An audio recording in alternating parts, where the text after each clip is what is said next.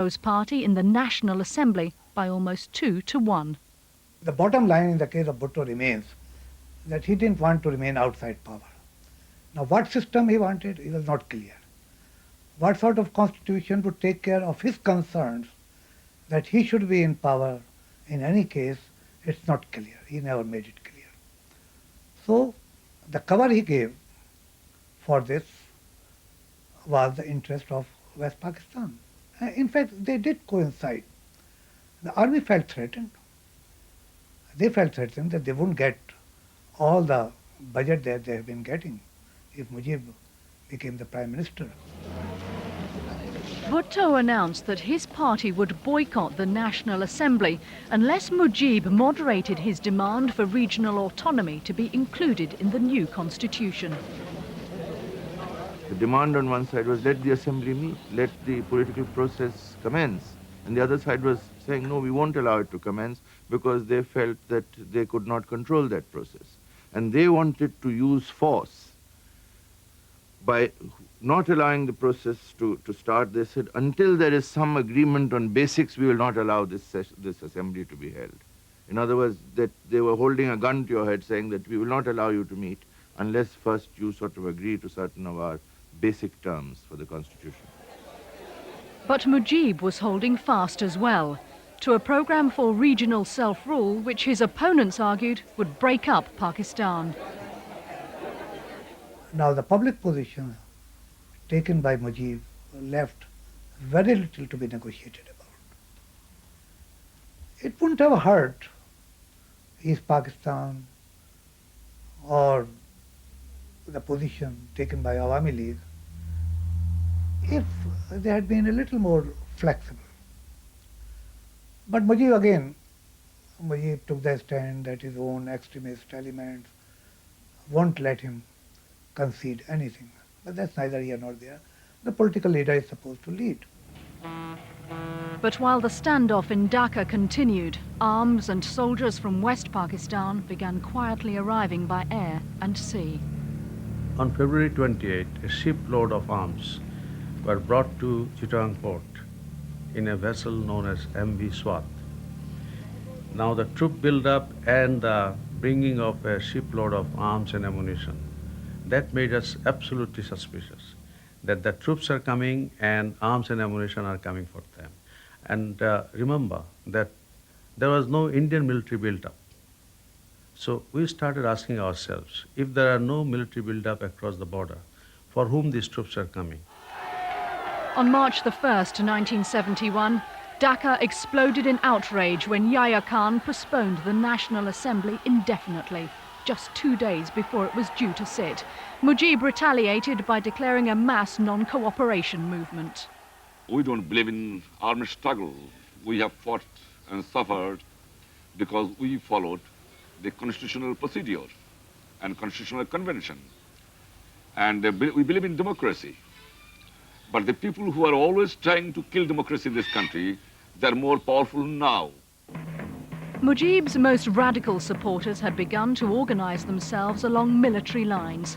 Although still negotiating for a federal settlement, Mujib was now doing little to dissuade his militants who wanted East Pakistan to become a wholly independent nation.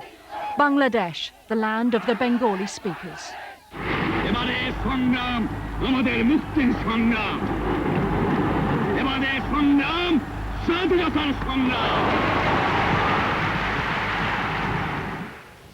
The tense situation was attracting international attention. Dhaka's biggest hotel was filling with journalists, including one young reporter who was to land the scoop of a lifetime. The campaign of civil disobedience was clearly getting out of hand, and the Daily Telegraph asked me to go to Dhaka to report on the negotiations between the Awami League and the government. All of us, the press corps at the time, there was about 40 journalists here, we all had a sense that anything could tip the balance. It was a very delicate situation, and the talks between the West and the East were very much in the balance. The negotiations just seemed to be sort of, being prolonged. And we'd come back and say that, the fear, our fears, we shared our fears with Sheikh Mujib and the party executive committee saying that, look, we as negotiators feel that they are deliberately dragging things out. And the fear is that, you know, the fear that they are just taking time while the military build-up is being carried out may well be what is going on. So let us not be unduly hopeful of the outcome. The point of no return was about to be reached. In Chittagong port, Pakistan naval forces opened fire on dock workers attempting to block the unloading of the ship MV Swat. Dozens of workers were killed. On the afternoon of March the 25th, with the army firmly in place in Dhaka, Yahya Khan flew back to West Pakistan. The moment that we had heard Yahya Khan had gone and flown home, we knew that was it, that the carpet was about to be pulled. And I think everyone knew that. It was like everyone ran for cover. Many people came to him that they suggested my father to leave the house and go for hiding. But my father was not prepared because he said that if they come to arrest me and if they don't get me, then in the name of searching me, they may kill many people in this country. At 10 o'clock, or just before 10 o'clock, I heard that the first convoys had left the barracks. And I understood from a couple of sources that there were about 3 battalions on the move. An armoured battalion with tanks, an artillery battalion, and an infantry battalion. That's a lot of soldiers and a lot of iron to put in on a city where, according to Pakistani propaganda, was armed to the teeth, but from our knowledge had nothing more than a few old muskets and a couple of grenades. Well, the army was trying to restore the rule of law. The army's main objective was to restore the authority of the central government, you see, which had been completely destroyed by the civil disobedience movement. Now, as far as the use of force is concerned, it was very controlled, absolutely controlled, there is no doubt about it. The army operation carried on throughout the night. There were no independent witnesses as the press corps were confined to their hotel. The army was to escort them out of the country the next day, whether they liked it or not. I didn't see how I could walk away from this story without getting out there and seeing what had happened. And I think this has made I felt it even more because I'd had in the 4 or 5 weeks I'd been in the country, made a lot of friends, Bengali friends. And I thought, that's it, I'm not going to go. But you have to work out a system for doing this. I chose the roof because then I could hide underneath the central air conditioning unit and occasionally come out onto the top here and look over the edge to see whether or not the army had come and taken away the other journalists. Every time the army came, the Bengali staff in the hotel had to find a different place to hide me. Hot and sweaty, this one, but it was usually the kitchen. And down a long corridor, there used to be a cupboard where they kept kitchen utensils, pots and pans, and they'd shove me in here for a couple of hours. Having evaded the army, Simon Dring and a French photographer who'd also stayed behind made a secret tour of the city. We knew what we were going to see was going to be unpleasant. It had to be, given the extent of the firing and the way in which it had gone on for so long, but you're never quite prepared for it. When we arrived at the university, there was a place called Iqbal Hall, which was one of the main dormitories for the students. And this is where most of the real pro-Awami Leaguers hung out, the hardcore, if you like. And there were shell marks all over the building, and there was a smell of burning. And I remember walking down this long corridor that went past all the dormitory rooms. And I looked in one room, and it looked like it had been ransacked, and there was a student sprawled dead across an easel. And another dormitory, there were 2 students dead in their beds. When you looked down from the balcony out across a lake, near the lake was a big pit where we were told they had buried some bodies.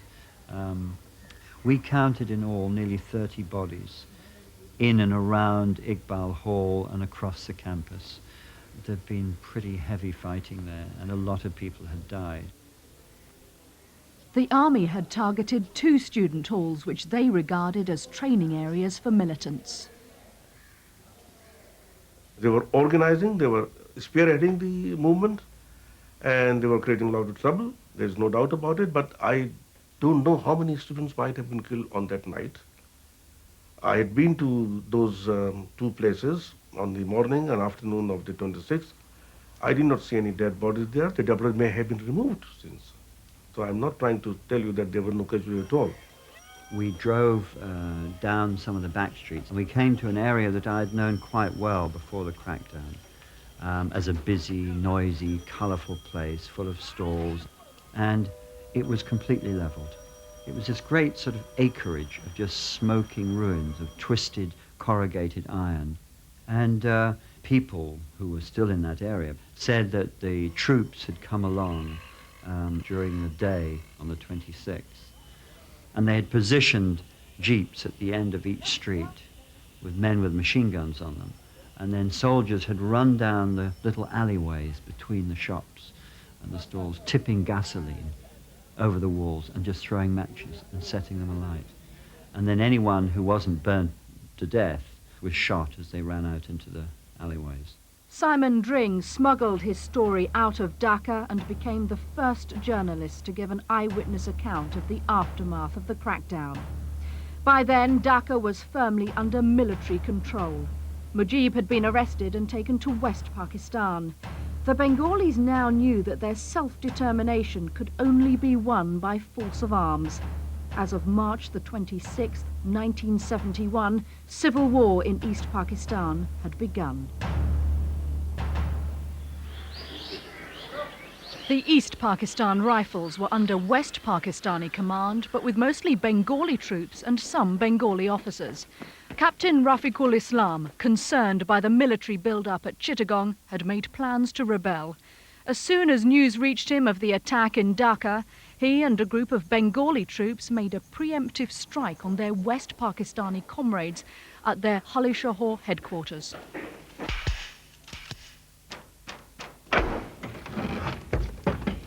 We took over the whole of Halishahar by about 11. In a very short time, because we were fully prepared. And we arrested about 400 non-Bengalis in 2 hours' time without firing a single bullet. The rebels then set off to launch their first direct action against the Pakistan army. We ambushed this column, and the Pakistanis lost about 70 of their officers and men, including the commanding officer of the Frontier Force Regiment and his second in command and a few other officers and JCOs. In April 1971, a Bangladesh government in exile was formed by Awami League leaders who'd escaped Dhaka. Saeed Nasrul Islam became vice president. Mujib, imprisoned in West Pakistan, was made president in his absence. Other pockets of armed resistance had opened up in East Pakistan as Bengali troops and police rebelled, taking their weapons with them. But by June, most of the rebels had been forced to retreat across the Indian border. Pakistan's strength at that time was being raised gradually to about 5 divisions. And if you want to attack a conventional force of 4 to 5 divisions, you need at least double. Normal standard is 3 times. But even if you don't have at least double, you don't have a chance to win. We realized that to raise that much of a force with a government which do not have enough resources and fund, it would be very difficult. The cheapest is to go for a guerrilla warfare. Side by side, prepare your conventional forces. The guerrillas' tactics were to weaken the Pakistan army through sabotage, ambushes, and by disrupting communications.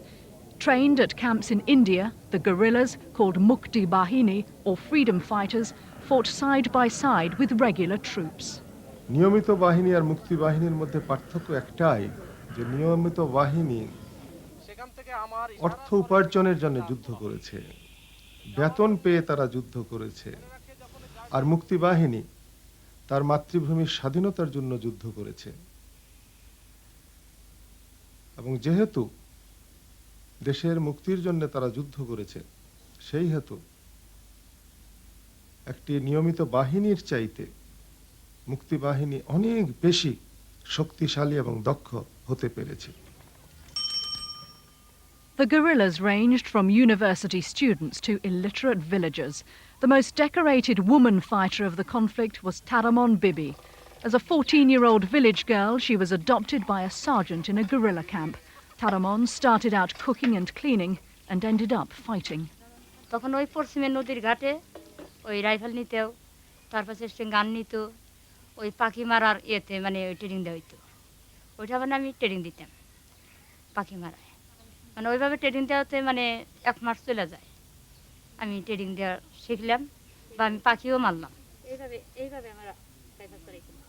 হ্যাঁ, এইভাবে এটার মধ্যে মানে গুলি ঢুকতো। হ্যাঁ, ঢুকলে মানে এই টিভি দিলে একটা মুক্তিযোদ্ধারা গাছের আলো তাকাই দেখতো যে কোনো জায়গায় পাক সেনাদার আমাকে হামলা করে কিনা। ওই গাছের আলো তাকিয়ে দেখতেছে যে পাক সেনাদাররা গান বড়াই না, ওই তারা আবার ঘাটে চাপাইতেছি। তখন ওই দৌড়ে আসে আমার বাবার কাছে বলতেছে যে স্যার সর্বনাশ হয়ে গেল, কিন্তু পাক সেনাদাররা এসে গান বড় চাপিয়েছি। তখন আমরা খাওয়া বাদ দিয়ে হাতের বাদ জাগি দিয়ে থুয়ে থুয়ে সম্পূর্ণ মুক্তিযোদ্ধারা আমরা সব রাজপুর চলে গেলাম। রাজপুর যাইয়া হেরে কিন্তু আমরা 1 আছরও তো পর্যন্ত আমরা হাতের অর্থ চালান শুরু করলাম। কিন্তু অর্থ চালাতে কিন্তু আমরা আছরোত্তর পর আমরা বাস পাইলাম যে পাক সেনাদার কোনো শব্দ নাই।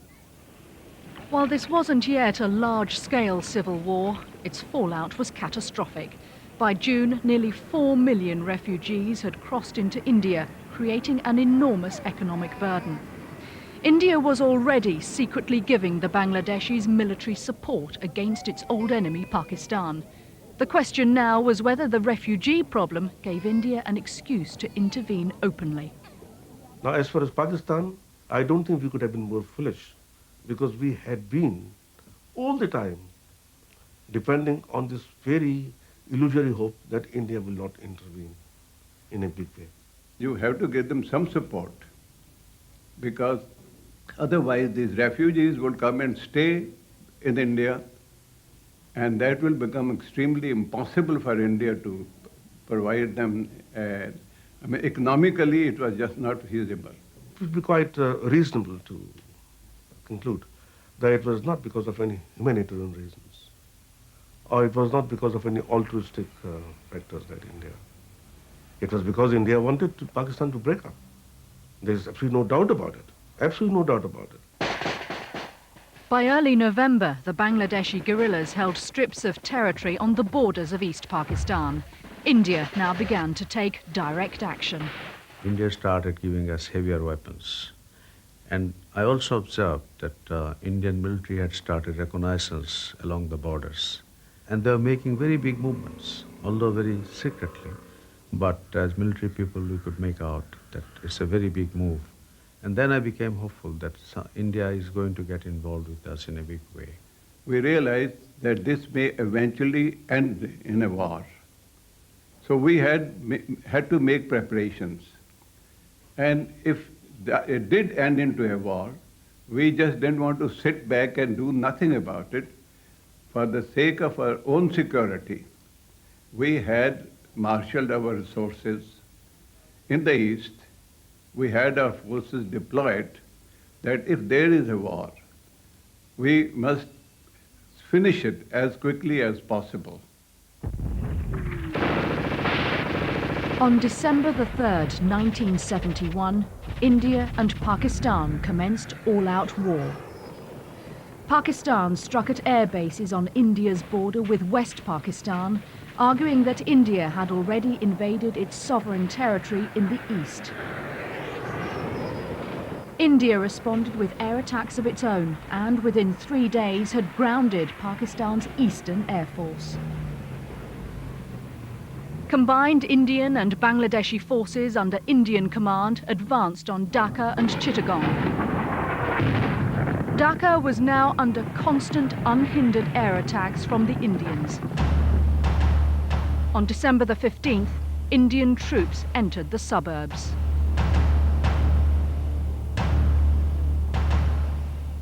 I came down with the Indian armoured units from the north, and I rode into Dhaka on an Indian tank. I remember all those images from World War II of the liberators arriving in Paris and everyone rushing out and cheering. And it was a wonderful feeling driving into the streets. And of course, Dhaka was wild. You know.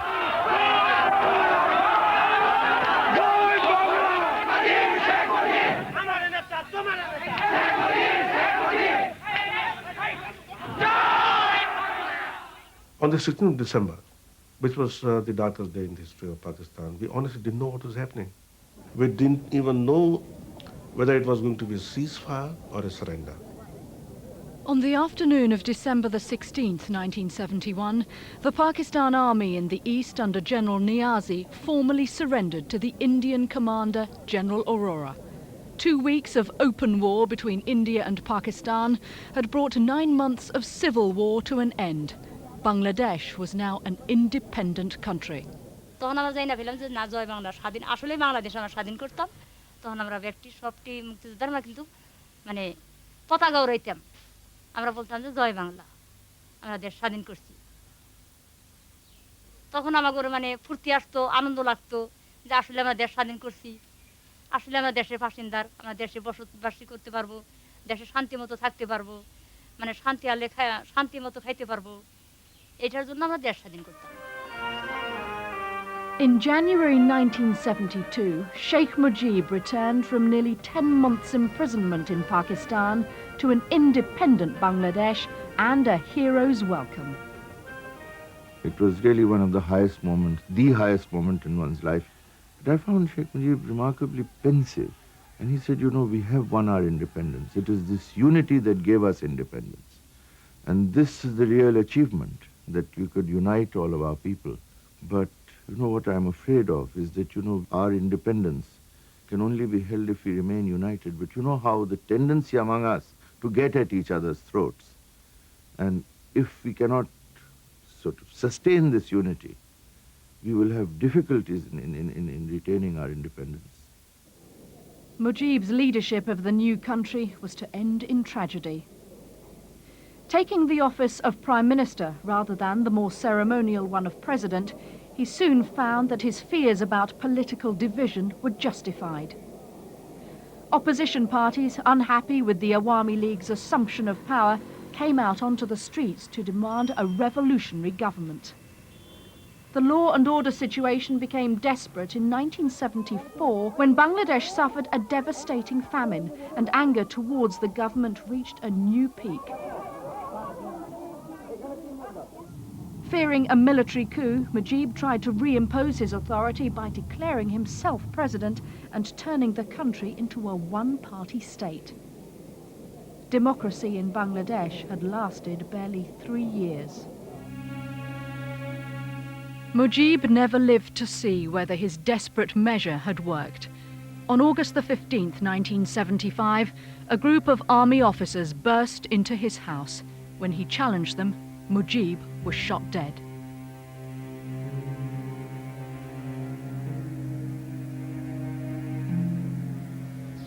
Further shooting followed in which Mujib's wife and sons were also killed.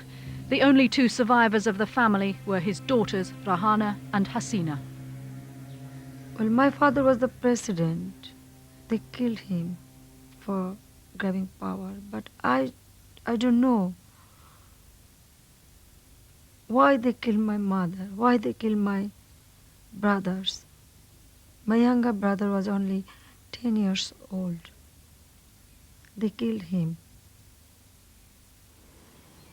After 2 further coups that year, the Army Chief of Staff, General Zia Rahman, took charge of the government and later became president. Having allowed Mujib's killers to go free, he himself was assassinated. Parliamentary government would not return to Bangladesh until 1991. 25 years of troubled independence have not brought a significant rise in the living standards of the majority of Bangladeshis. Their country remains one of the poorest and most populous in the world. বঙ্গবন্ধুর কাছে ইশারায় আমরা আজকে জাফিয়া পড়ছিলাম বলে আমরা বাংলাদেশ স্বাধীন করতে পারছি ঠিকই আমরা বাংলাদেশ স্বাধীন করছি ঠিকই আমরা মুক্তিযোদ্ধার আমাকে নাম উল্লেখ নাই আমাকে কোনো মূল্যায়ন নাই আমরা আজকে ভাঙা ঘরে বসত করি আমরা রোদে ভিজি রোদে পুরি বৃষ্টি আমরা ভিজি আমাকে কোনো মূল্যায়ন নাই আমাদের কোনো ভাত নাই আজকে পেটে আমাকে মাজায় বস্ত্র নাই আমরা টিফি রোগে ভুগছি কেউ পঙ্গু হয়ে আসি কেউ ভিক্ষা করতে আসি কেউ বাড়ি বাড়ি কাজ করতে আইছে কেউ রাস্তায় পড়ে আছে আমরা এই অবস্থায় আছি Last June, the Awami League, led by Mujib's daughter Sheikh Hasina, returned to power for the first time in 21 years. For Hasina, government provides an opportunity to fulfill a personal dream, the restoration of her father's reputation. She argues that previous governments have deliberately suppressed Mujib's name. She's also demanding retribution for his death. Legal action is now being taken against a number of people alleged to have been involved in Mujib's assassination. I think the danger is that Sheikh Hasina might end up turning her father into a partisan political figure. Then his fortunes will rise and fall with the Awami League. He needs to be kept separate from that. And in that context, I suspect that most young people, most people here who don't even remember Mujib perhaps, would like to feel that he's part of their history. It was really interesting to know that somebody had, despite the political pressure to the contrary, had decided to set up a museum that was trying to set out the story of what had happened, not only Mujib and the independence movement, but also the war of liberation that followed. Divided up into lots of different sections. So it is divided into different eras, you know, of our history period, so that it's like a walk through to the classroom for the younger generation. Right. So what's the idea of putting the computers in different rooms? Well, basically what we are trying to do is show that we are with the time, with this technology, and then we are taking all the information about our history of liberation into CD-ROMs and CDs, so that nobody can destroy it anymore.